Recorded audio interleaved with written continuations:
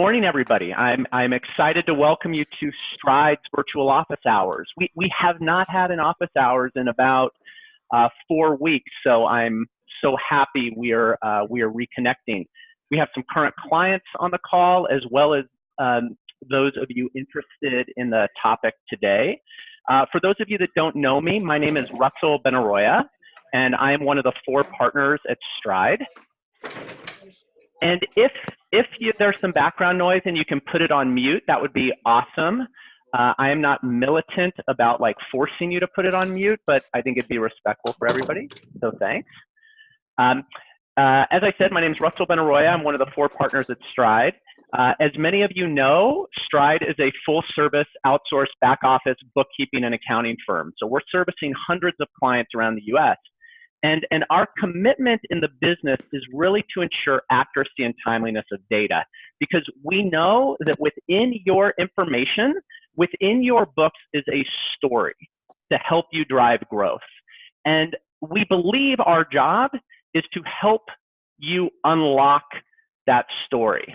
And the way we help you unlock it is by bringing more strategic partners like CFOs to the table, which is what we're going to be talking about today, or it's bringing more data visualization to your information that helps highlight where are the hotspots in your business that you should be paying attention to that spark the kind of strategic conversations that you're having with your management team or you're having with your board to prioritize that which matters in your business. Focus on the critical few, ignore the trivial many. So we only have 1 hour today, and I want to move with efficiency. So let me go ahead and introduce Simon Nicholls. Simon's going to be leading our conversation today. He has been a CFO for what, like 250 years, Simon? I mean, something like for a long time. Okay, fair enough. International, domestic, small company, big company.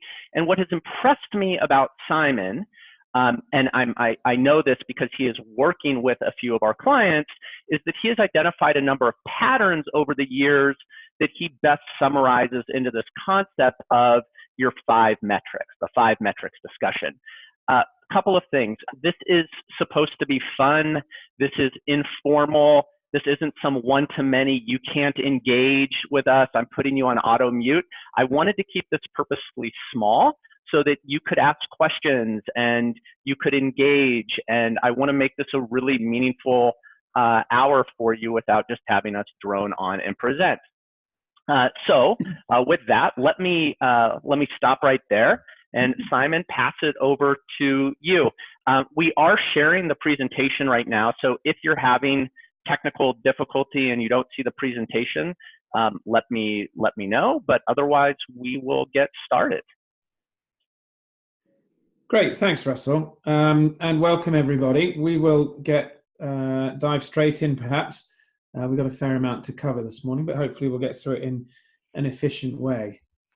So, does this look familiar to anybody? How you feel at work sometimes? You know, as business leaders, our objectives are to build our organization and create value. In order to do that, we need to be in control of what's happening. I've got an echo on your line here. Somebody, could you guys go into mute?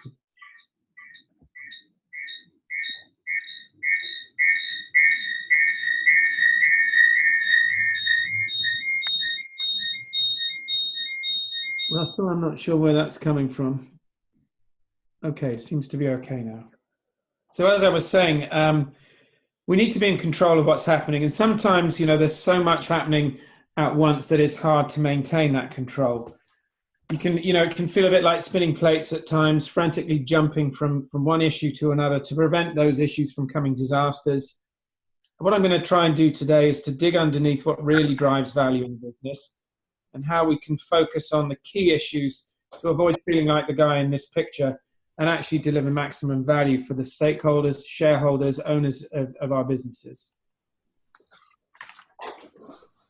So what is so important about key financial metrics? Well, let's just take a little step back. That's me on the right there. It's always good to put a face to a name, I guess. And an accent to a face. Yeah, So there you go. Max. Yeah, awesome. I'm originally out of the UK. I've been on a 30+ year journey. Russell and I were talking about it the other day. When I was before I went to college, I figured that I wanted to know how businesses work, because one day maybe I'd want to run a successful business myself. And actually, that whole journey of understanding how you build systems, processes, and manage the right financial performance levers in a business to optimize value has taken me through private company CFO roles, public company CFO roles across multiple industries, and many international boundaries. And what I've observed, I think, as the key things is that, and it sounds like a trite statement, but there's a lot to it. Businesses are successful if they manage the things that matter. And it's amazing how many people you talk to who may be running businesses that aren't managing the things that matter. It doesn't matter what industry you're in. The foundational principles for success in value creation are the same. Sound business processes and reliable data and analytics are an essential foundation stones. But those of themselves don't guarantee success. How you put the information together, what you do with it, is equally important. And those, in my experience, are the key differentiators between top performing management teams and companies and the rest. And we're going to examine that in a little more detail. So what would I like you to take away today, and what are we trying to achieve? I'd like you to understand what value creation really means. We're going to define the 5 pillars that together, harnessed together, will create value within your business. I want you to think about how you might be able to derive your 5 key metrics, determine how to build the systems to measure those metrics, and what you might need for consistent monitoring, managing, and updating, which is absolutely essential.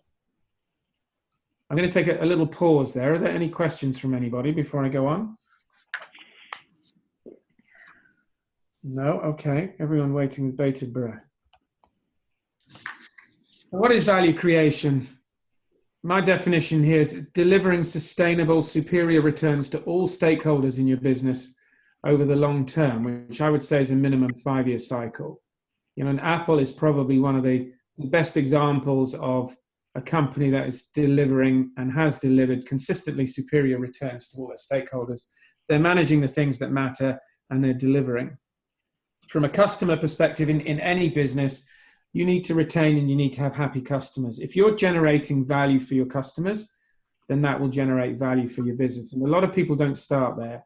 A lot of people just start with the financial metrics, the profit, and if you're not taking care of your customers, then the chances are your business will wither on the vine over time.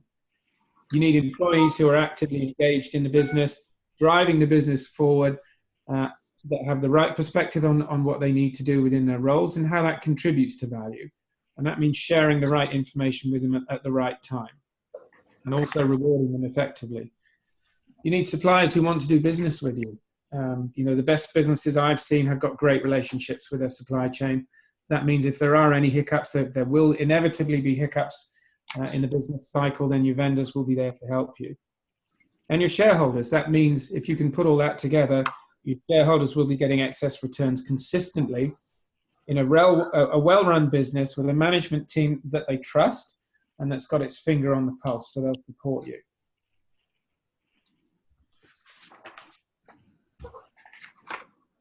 So for me, and I know for that, there are 5 pillars of value creation, and here they are on this slide: growth, profitability, cash generation, return on capital, and robust governance. There is a single metric you can use, and we'll talk about it a little later, that combines the impact of those into one financial metric, but it's not an easy one to use in the business. And so what I've done over the years is distill it down into these 5 things. It looks trite in some ways, but rarely in my experience do you find a management team that truly understands how to manage all 5 of these at the same time, to integrate them in a balanced way. You see people who maybe manage growth, but they can't deliver growth profitably. You might see people who manage growth and deliver it profitably, but they're not generating cash because they're over-investing in the balance sheet. They've got too much inventory on the shelf, so all their profits being plowed back into inventory or into working capital. You can see people who will deliver growth, profit, cash, but maybe not, their return on capital employed, because they're not utilizing their assets effectively, and they've had to invest too much in the business, and they're not able to generate the returns, even though they are profitable and generating cash. And then I've seen businesses that may be growing, they might be profitable, they can be generating cash, they could be generating a good return on capital, but they're not managing their business effectively. They don't have robust governance. And if you don't have a robust governance system that makes sure that as the first four of these pillars can be moving and flexing, and they will all move and flex interchangeably over time, you need a robust governance system that's going to identify that and allow you to keep all those plates spinning. If you don't have that, then the chances are that you're going to fall off the edge of the cliff. Your value creation period will be pretty short-lived. Simon, how do you define governance again? Like, what are a few examples, or maybe you'll talk about that? Governance is policies, procedures, risk management, strategic planning, budgeting, and then how you use those tools, your management reporting, what information you're generating and when, and how you use those things in the business. Who sees what when, who talks about it, who follows up on issues, who's accountable. You know, the buck stops with the CEO, but everybody needs to be accountable in the business. So it's not just legal compliance or OSHA or environmental or whatever it is. It's governance in its broadest sense, right the way across the...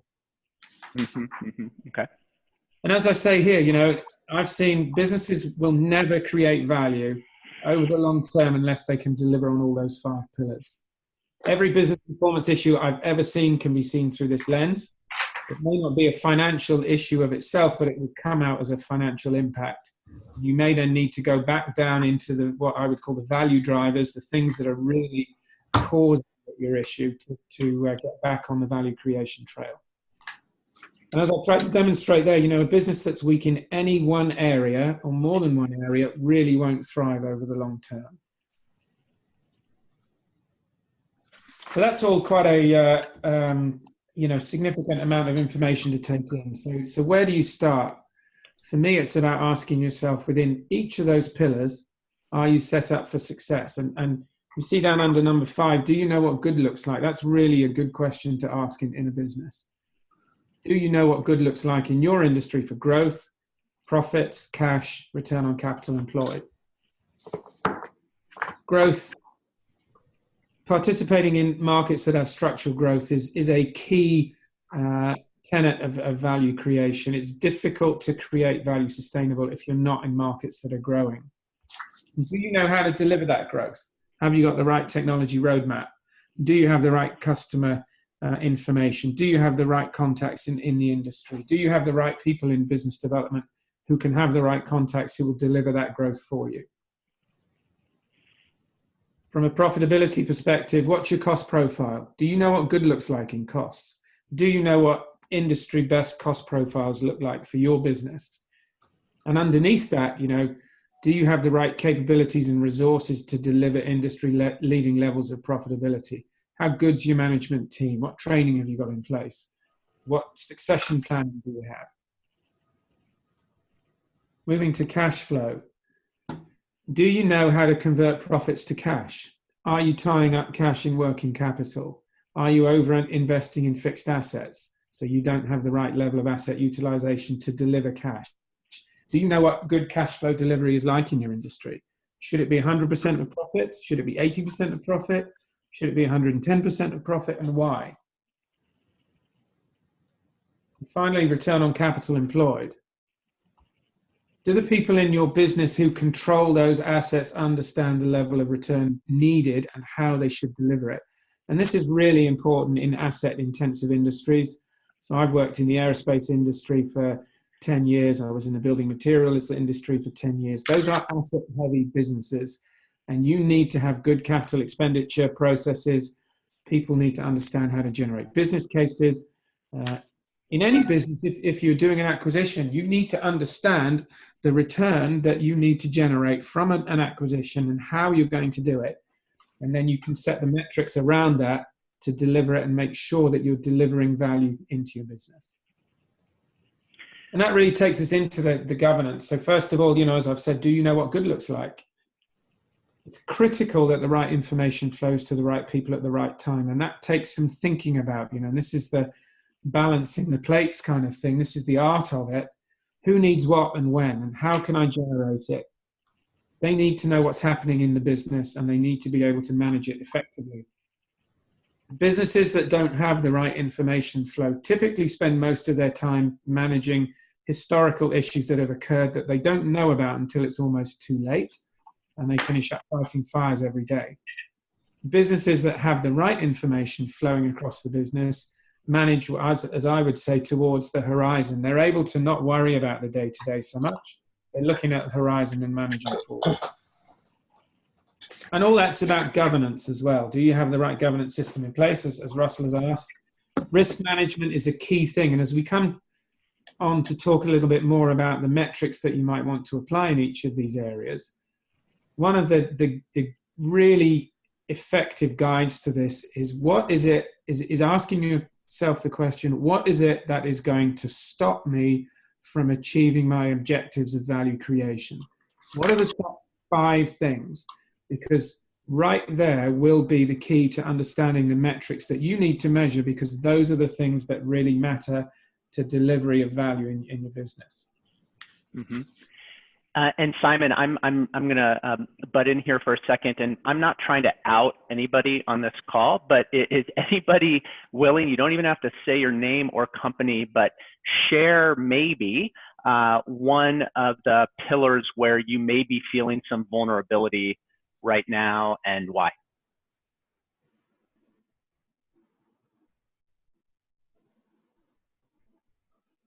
Well, I'm happy to share. This is Gandis. Hi, Gandis. How are you? Great. Yeah. Let's see. I think that we are constantly challenged on governance, on the governance end. We are constantly driving in the future, looking in the rearview mirror. And it's a real thorn in our side. I know that I know how important that is. We are increasingly appreciating it. Seems like daily. Specific examples, since our area, as you know, is sleep disorders. We have constant problems with managing compliance of individual patients when they get put on CPAP devices. It's a heavy-duty bookkeeping task that we don't get reimbursed for, and so we recognize that we haven't aligned,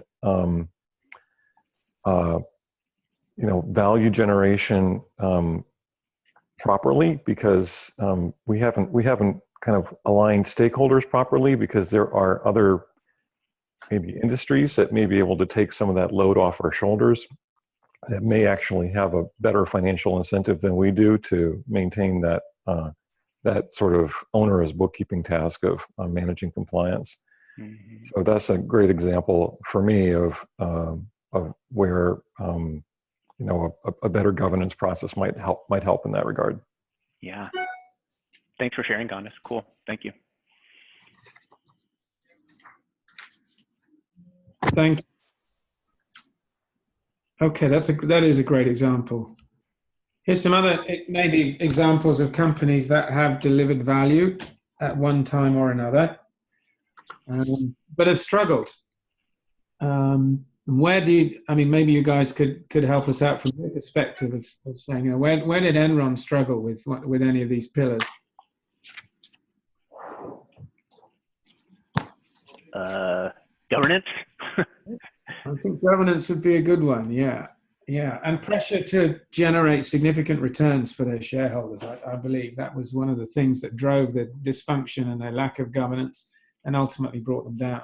What about from an IBM perspective? This is a company that back in the 80s and perhaps early 90s was arguably delivering on all of these, but in the subsequent years has struggled a bit. Where does anybody think they may have struggled?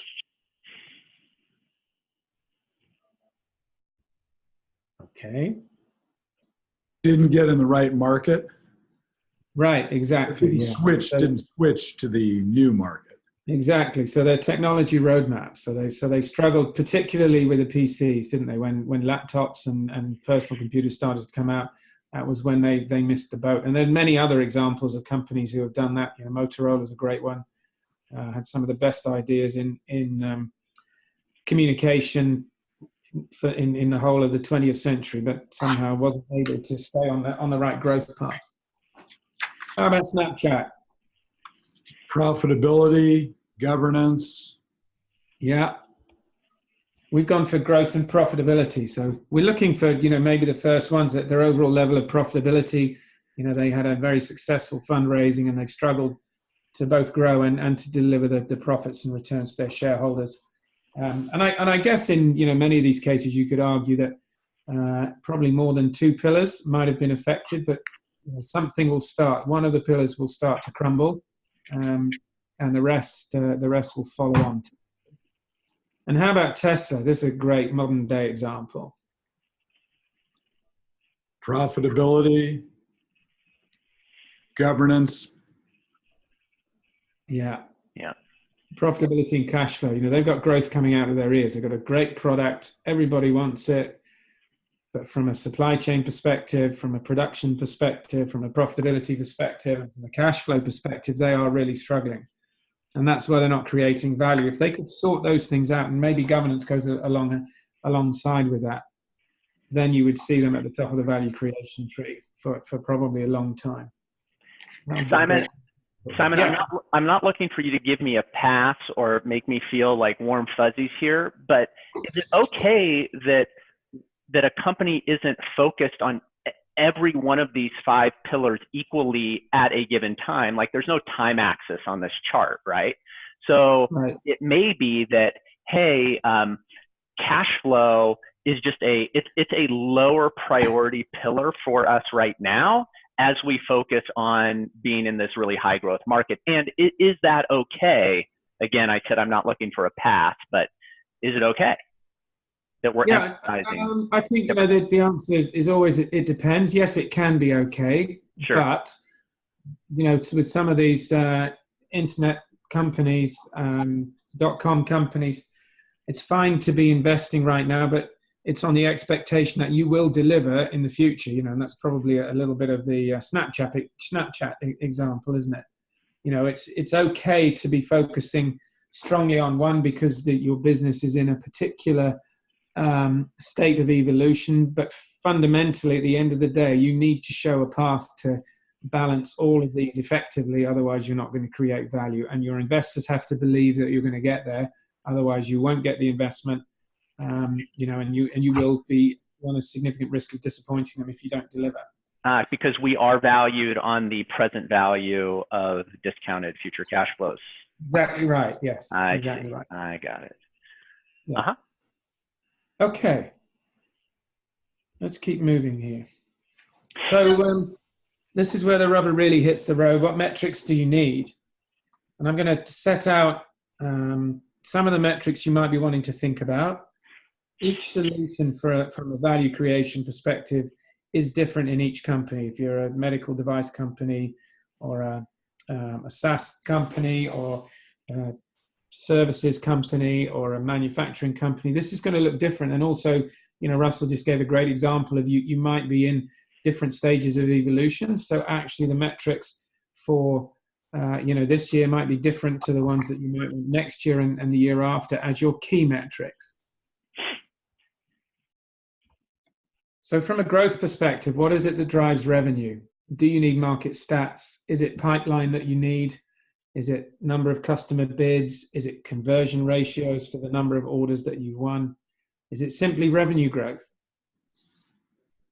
From a profitability perspective, start looking at the components of cost of goods sold, your labor, your materials.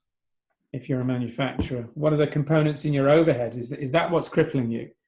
What about operational efficiency? So lean manufacturing in manufacturing companies, which I've got a lot of experience with, is absolutely critical in a case study that I'm going to show you shortly. An incessant focus on cost reduction without compromising fundamental capabilities. I've seen businesses cut costs too thin and they lose their capabilities to deliver growth to their customers. So, that's a good example of where you need to balance capabilities with the amount of cost that you need to take out to get as lean and mean as you possibly can within the business. And what is it that's going to drive your cash flow? The conversion of profits into cash. Balancing receivables and payables.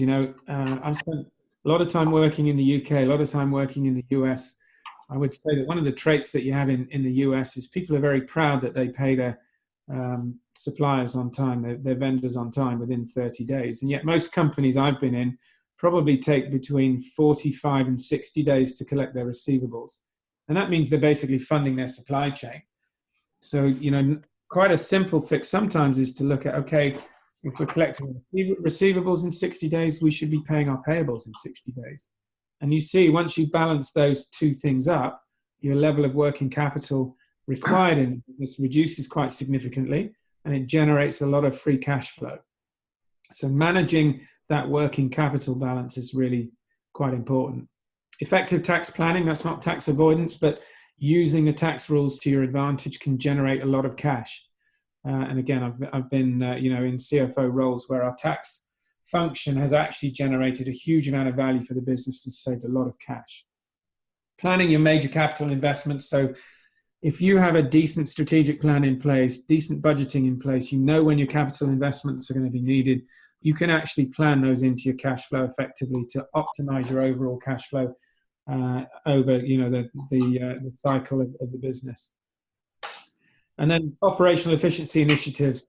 So this marries up with the profitability cost drivers and that focus on lean or cost efficiency, and that would generate a lot of cash.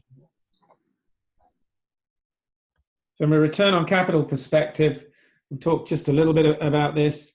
In capital intensive businesses, having rigorous capital expenditure review process is essential, and also then going back and saying after 6 months or 12 months of investing in this particular machine or whatever it might be, what level of return are we getting? What have we delivered what we said we would deliver? And if not, why not? And what are the lessons that we can learn for next time so that we do a better job of making sure that we're generating the right level of returns? If you're doing acquisitions, understanding where your returns are going to come from, having the right metrics in the acquired company and through the integration to make sure that you're delivering those returns well above the cost of capital is essential to manage your balance sheet effectively. And if you're not measuring those things and you've got an active acquisition program, then you are running a significant risk of failure. And from a governance perspective, this really supports all of the 4 financial areas. Strategic planning and having a rigorous strategic plan and a financial model that sits alongside that is critical. I've never seen a successful business that doesn't have one of those. Having an enterprise risk management system, and the gentleman who was talking a little bit about his the machine with medical machinery. Apologies, I don't know all the technicalities of it, obviously, but if you have an effective enterprise risk management system in your business, that would be identified as one of the key risks that the business is running.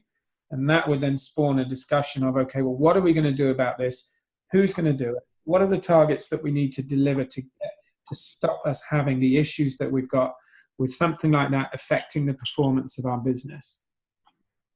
And then the performance management processes that align with your strategy.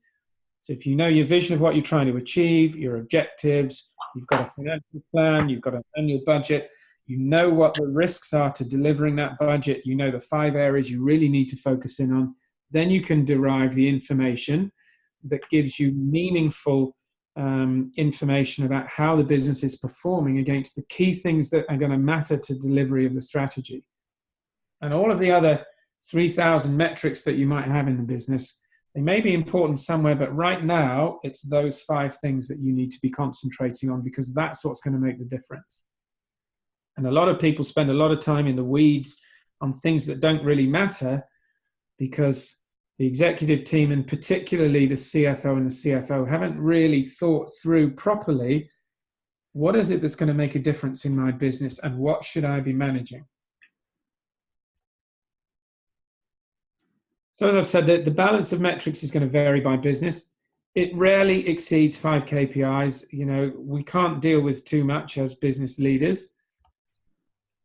So you might generate 5 key performance indicators for the company at the top level that the board needs to monitor. Is it working capital as a percentage of sales? Is it organic revenue growth percentage?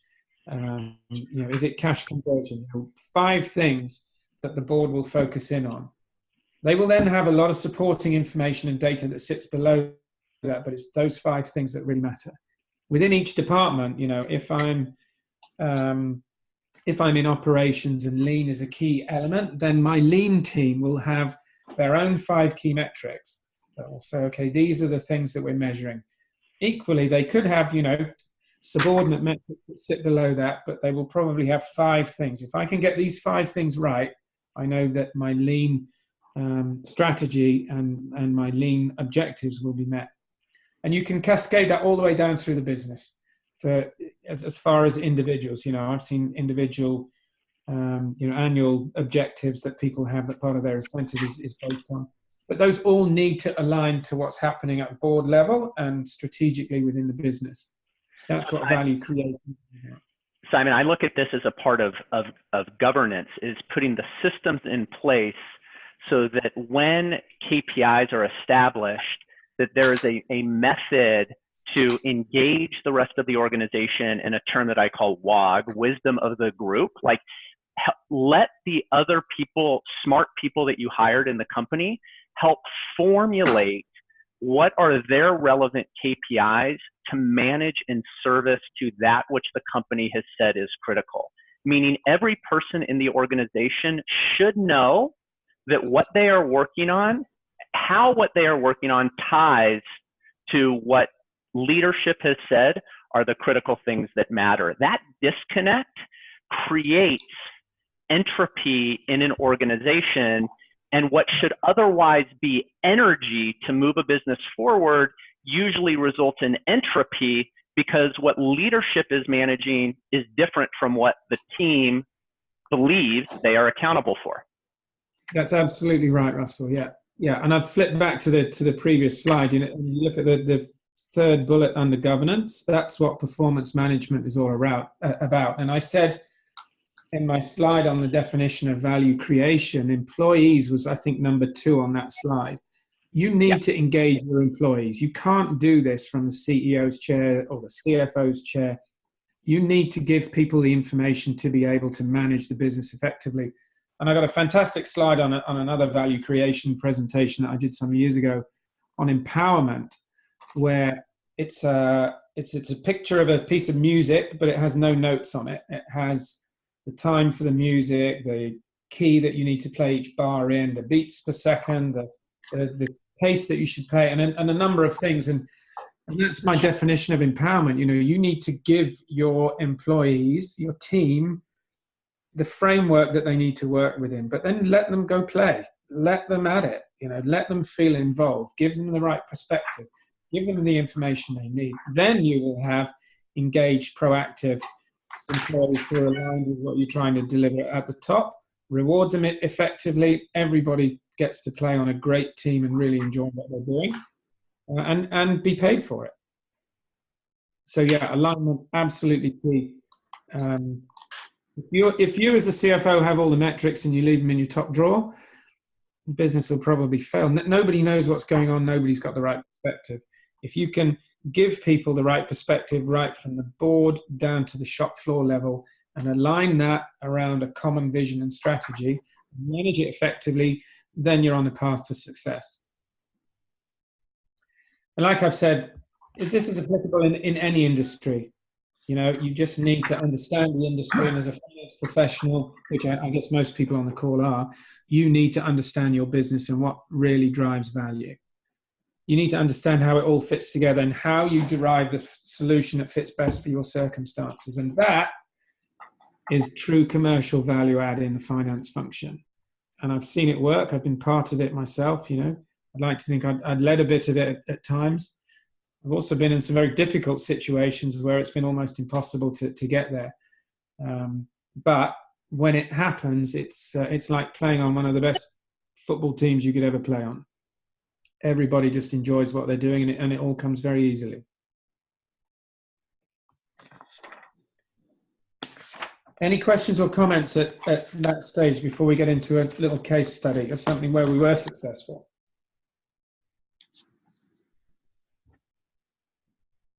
No, okay. Well, you'll have our contact details at the end. So if anybody does have any burning questions that they're reluctant to ask at the moment, then we'd be very happy to take those via email and give you a call or correspond. So let's keep moving. So this is an actual example. This is a business that I worked in. It obviously survived well beyond 2011, but these stats are from around about 1999 through to 2011. And this company was struggling. You can see that I've got revenue, so that's the growth item on value creation. We've got profit. I've got profit margin here as well, although it's absolute levels of operating profit that are more important than margin. I've got cash flow down on the bottom left and return on capital, and then net debt, which is obviously a part of cash flow. So the business was struggling through to December 2004. This is an aerospace business. And then started to turn the corner. They implemented lean back in 2000, 2001, had a major crisis in the business. It took 4 or 5 years to actually see that coming through in growth within the business. Profitability followed a similar track. Around about 2005, the business really started to generate better levels of profit, and you can see that the upward curve there, or upward line for adjusted operating profit. Operating margins going in the same direction. So this business was being successful, but actually its share price at that time, we'll see that in a second, was still at a low level because the shareholders didn't believe they were creating value. And why weren't they creating value? Because if you look down towards the left, and on the bottom row there, whilst return on capital was improving to quite reasonable levels, free cash flow was still pretty bad, right the way through 2005, 6, and 7. And it wasn't until the business got to 2008 that free cash flow jumped up as all of the things that we were doing within the business started to really pay off. And then the free cash flow stayed at a pretty high level through to 2011. And if you look at the net debt levels as well, it wasn't until 2008, 2009 that net debt really started to come under control. So it was about 2008 that we really started to deliver on all 5 pillars. We had a great governance system in place that we developed, and we really knew what was happening in the business. And this is what the share price looked like. So the blue dots on this chart are the EVA, so that's economic value added, and that's the single metric that you can use to combine all 5 pillars. So you can see that the business until 2007 wasn't creating. That red line there is a zero return. So they weren't creating above their cost of capital, or we weren't until 2007. I actually joined the business just in the early part of 2008. We had the financial crisis at the end of 2008, and that, if I flip back to the previous chart, that's why the net debt down on the bottom right spiked in 2008, and the shareholders were very worried at that time that the business wouldn't survive, and that's why the share price had been increasing in 2007 and 2008, and it dropped suddenly in 2008. We knew that the business would continue to deliver incremental levels of value. And once we had all of those 5 pillars harnessed effectively, that's when we started generating real value. And the share price actually, we found, operates about 12 months ahead of where the business is, because the shareholders are always looking at what are you going to deliver next year and beyond.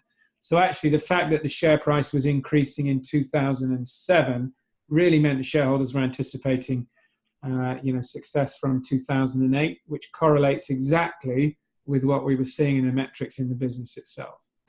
And this business then went on 2011, 12, 13. I left the business in 2013. We created a lot more value for our shareholders. The share price actually went up to over 300 pence. So if you look on the right, that's the scale for the share price. We were down at about 25 pence or 25 cents, you call it. We went to over £3 in a share price, delivering consistent value. And it was all about balancing those 5 pillars. And the correlation with the value creation is uncanny. And it tells a great story. And for me, it really is total evidence that if you get these things right, then you will get rewarded. Simon, is there a formula for EVA? Yes, there is. Absolutely. It's I could spend the next 2 hours talking about that.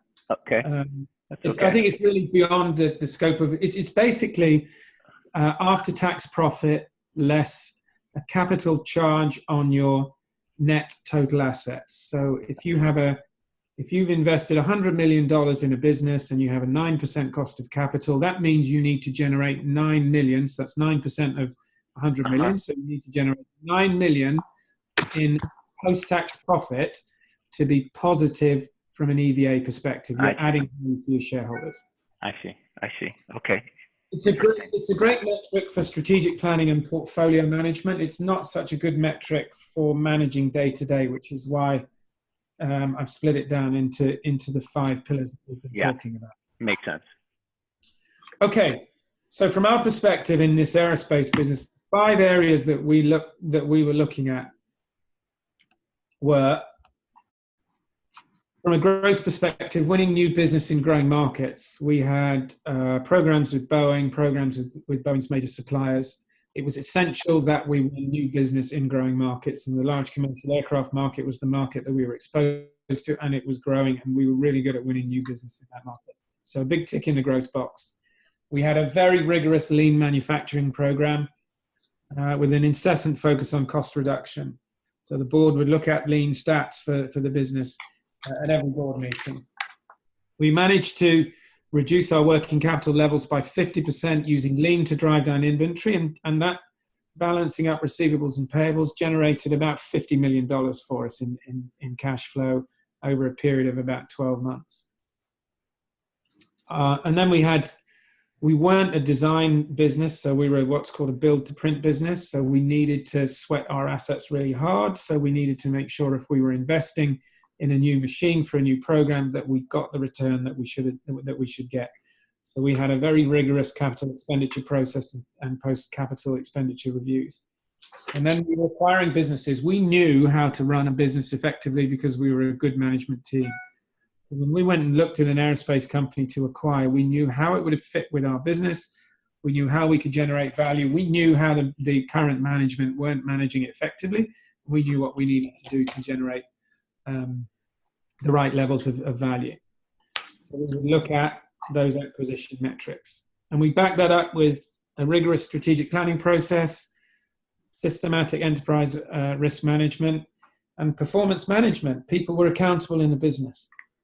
We didn't go to an exec meeting and talk for 2 hours and then go out with no action points. Everybody had their action points. They were all followed up at the next meeting, and they took those action points back to their own businesses, and they did the same with their businesses. And it all aligned to deliver significant value for our shareholders. We increased the value of the business, as I said, from a low of 25 pence to over 300 pence. What's that, 12 times over the period of about 4 or 5 years. So, value creation and balancing the pillars. So for every value creation action you can take, there is a potential value destruction action you can take as well. And understanding how these things impact each other is a real key to success. So if you're bidding and winning profitable new work, that's great. But if you've got to make significant capital investments, that means you're damaging your return on capital employed, then that's potentially value destroying, and you need to either avoid the decision or figure out how you can make your business more profitable so you can get the right level of returns. If you use unrealistic costing assumptions, then as you come to actually implement and put that machine in, it may not generate the returns that you're looking for. So you could be damaging profitability if you can't deliver on what you say you're going to do. Effective use of market pricing strategies. That's great. Market pricing is fantastic. But if you're in a market that's chasing volume, making losses on contracts, then you're going to destroy value. You're probably better off not being in that market. Understanding that and the impact it's having on value creation is pretty important if you're sitting in that finance chair approving pricing strategies.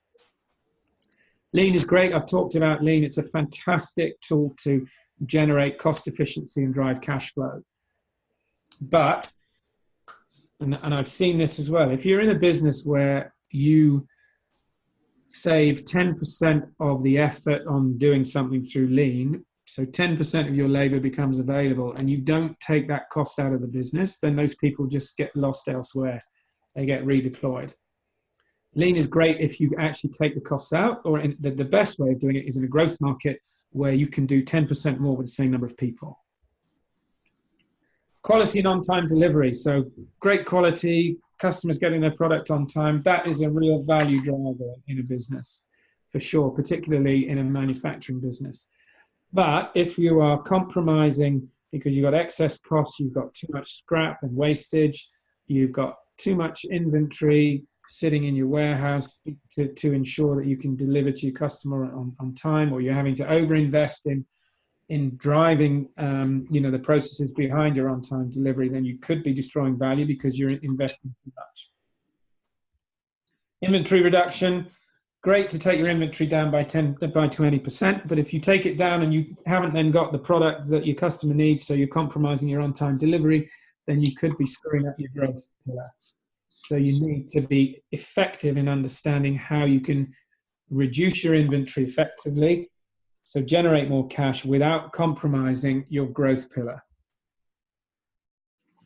Automation, so bringing in new machines or whatever it might be to automate. If you approve something to bring in a new machine, but you're unrealistic in your cost-saving assumptions, unrealistic in how long it's going to take you to generate the new level of efficiency, then you could be destroying your costs. And then we've talked about executing on capital expenditure and generating those cash paybacks. Those are critical, but if you're poor at project implementation, or you don't understand the risks that you're undertaking, then you can damage your overall cash payback and not generate any value. And in my experience, if you're in that kind of industry, having a team that is good at delivering generates a great reputation. It becomes much easier to approve their business cases than it does a team that doesn't have a good track record. Okay, I'm just conscious of time. We'll have to keep moving. So we've talked a lot about value drivers, metrics, performance management, risk management, employees, strategy, and so on. What's the role of finance in all of this? It fits into two buckets. You're an operator and a steward. So I think most of the people on the call will be finance professionals, or if you're an operating person, a CEO, then this is what you should be trying to get out of your finance function. First of all, this is Finance 101 at the bottom.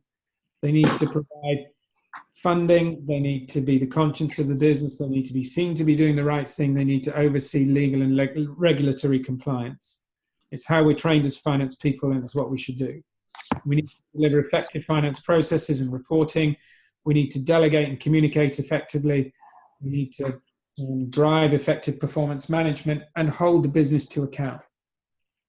If you can do that, that's what I call Finance 101. That's the ticket to play in the top half of the table, which is where you can really add value to the business in supporting development and execution of strategy, owning the financial model for the strategic plan, developing strategic finance capabilities in your business, so people who really understand the business and can really support driving and being a catalyst to improve performance, interpreting information, stimulating the organization to execute change where it's necessary. This has gone wrong, George. We need to be doing this. Is a great thing for a finance guy to be, or girl, to be talking to their operational leadership about. And of course, I'm sure you guys all know Stride and the capabilities that they have in giving you efficiently and cost effectively that Finance 101.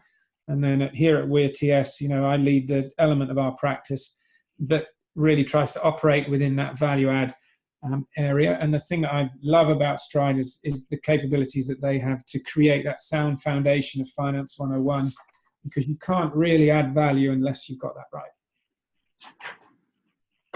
Russell, maybe I'll just hand over to you here, and you can give us a little bit more flavor of how we're working together. Sure. So with a number of clients today where we're providing that Finance 101, Weir-TS and Simon and his team are coming into the business to help build their financial model, strategize around capitalization, do monthly variance analysis to understand where deviations exist in the business.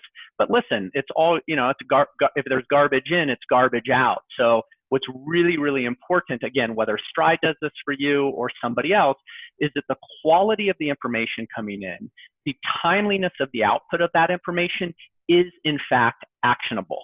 So let me explain one of the ways that we're helping make data actionable and highlighting for you your 5 pillars that truly matter, and making it glanceable in a way so that you can see very quickly in your business, where do deviations exist?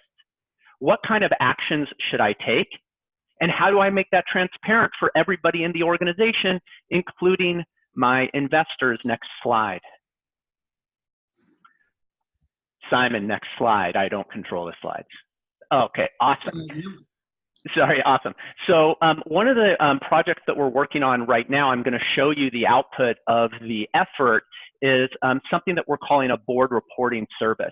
We know that down at the street level, you're dealing with data in a bunch of different places: Google Sheets, Salesforce, QuickBooks, HubSpot, and it all tends to live on its own island. So what we're doing is we're integrating and aggregating that data into a data warehouse, and we're using that reporting engine to output relevant, configurable, and appropriate reports for your business that are formatted into a presentation that can be used for your internal management teams or board. So a good example would be on the next slide. Yeah, so it's not just reports like, hey, here's some cool charts and graphs. The idea of really managing the 5 pillars, as Simon articulated, is to know when there's a deviation. What do I need to be paying attention to? Where should I ask the question, why did this happen? And then ask the question, why again, and truly get to the root cause. So we have embraced this concept of process behavior charts. A process behavior chart takes one of your 5 metrics, or maybe at that management level below you, their metrics, and it charts them along with standard deviations and expected values, where we then build an algorithm that highlights through those red dots there, what should we be paying attention to? Where was there a deviation that should prompt the question, why? Why did this happen?